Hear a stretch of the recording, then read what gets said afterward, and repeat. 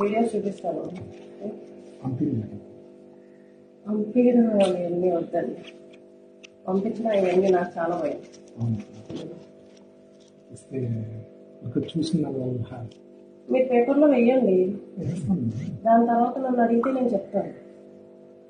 మీరు ఇస్తే మనకేంటంటే నాకు ఏమి దాన్ని చూసి మనం న్యూస్ రాసే కానీ బాగుంటుంది. మనం ఏదైనా ఇప్పుడు మన ఇంట్లోకి వచ్చామో పెద్ద ఫోటో ఉంది, అక్కడ సార్ది ఉంది, బాగుంటుంది, మేడం ఉంది, ఇట్లా మనము చూసి మనం ఏదైనా చూస్తూనే చేయగలుగుతాం కదా. మనం లేనట్టు మనం రాయకూడదు కదా మేడం. నేను కూడా మనకి ఏంటంటే మన స్టేటస్లో ఏదైతే వచ్చిందో వాళ్ళ వాళ్ళకి ఎట్లా కొద్దిగా ఇబ్బంది జరుగుతుంది. నేను ఒక 10 minutes కాల్ చేస్తాను. నేను ఇక్కడ వేరే వాళ్ళతో మాట్లాడుతాను.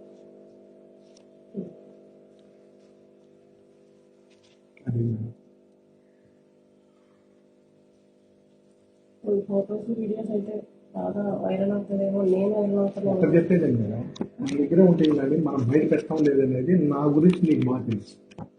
అన్న ఎటువంటి వాడు ఏం కట్టలేదు. నేను ఆ రోజు వచ్చి మాత్రం మళ్ళీ మీరు కానీ నేను ఎప్పుడు రాను.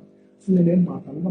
ఎందుకంటే మోహన్తో ఏదైనా మాట్లాడతాం, ఎట్లయినా మాట్లాడతాం. కానీ లేడీస్ విషయంలోకి వచ్చినప్పుడు ఏంటంటే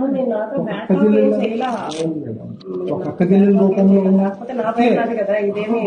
మా వాళ్ళు ఇప్పుడు మేడం మా వాళ్ళు అంటే ఎదుటోళ్ళు కూడా అంతే, మా వాళ్ళు అంటే ఎదుటోళ్ళు కూడా అంతే. అదే విధంగా చూసుకుని మీరు కూడా స్టేటస్ పెట్టి పోస్ట్ చేస్తా ఉంటే ఆయన పెట్టినాడు, అదే చెప్పారు మాకు కూడా ఆమె ఇబ్బంది పడుతుంది అనేసి. ఈ విధంగా ఇబ్బంది పడుతుంది. దీనికి మన పవన్ కళ్యాణ్ గారు చొరవ తీసుకొని ఇటువంటి వాళ్ళకు ఏం చేయాలో చేయండి. మన నియోజకవర్గంలో ఉండే అదే మేడం, నియోజకవర్గంలో ప్రజలు ఓట్లేసి గెలిపించారు.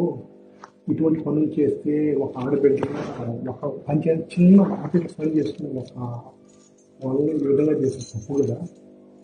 ఇది ఎంత దూరం దారి తీసుకుంది. అది అమ్మాయి ఎక్కడో బయట నుంచి వచ్చిన అమ్మాయి, అదే లోకల్లో చేయగలుగుతారా?